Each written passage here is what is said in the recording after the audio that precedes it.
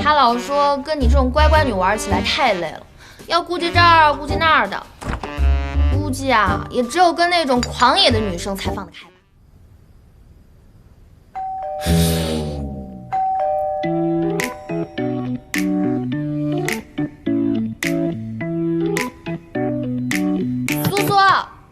苏苏，你在家吗？轩哥，你还是躲起来吧。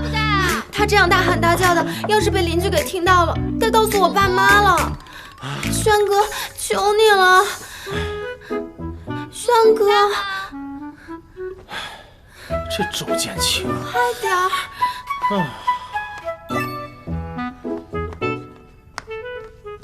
苏苏，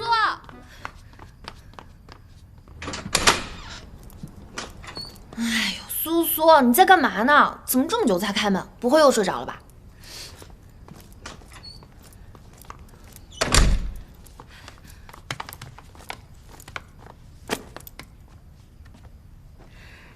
你怎么又来了？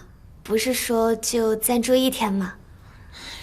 本来是要回去的，结果顾南州连句道歉的话都没有，我怎么回去啊？他可能比较好面子，不知道怎么说，说不定他已经开始反省了。要不然你早点回去，给他一个道歉的机会。啊，你干嘛去啊？我拿个饮料。我给你拿，你坐着啊。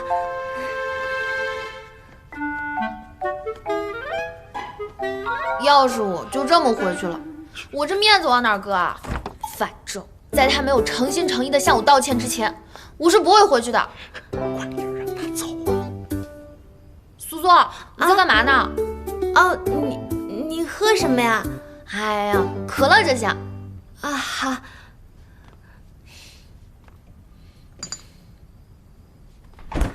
快点让他走。给，谢谢。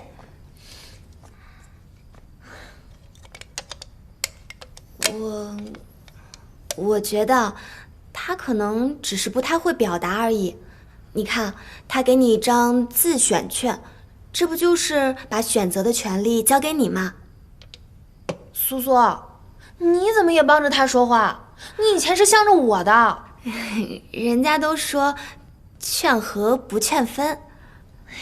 我懂了，你是不是怕我待在这儿，周子轩又来烦你啊？哎呀，你也真是够讨厌他的。不是，我不讨厌他，一点儿也不。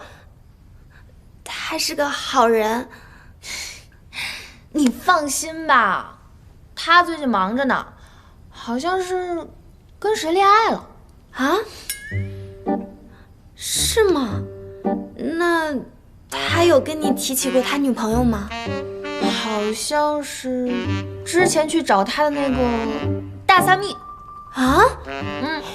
他之前跟我说过，那个妹子性格火辣，身材也火辣，而且啊对他特别主动，推都推不开。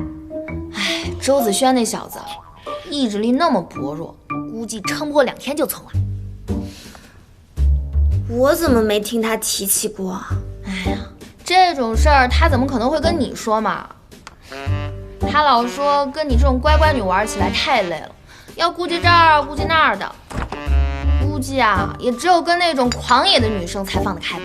哎，这种成人话题他当然不会当着你面说了。想不到他还有这么多我不知道的成人生活啊。什么声音啊？没什么。你尝尝这个。哦。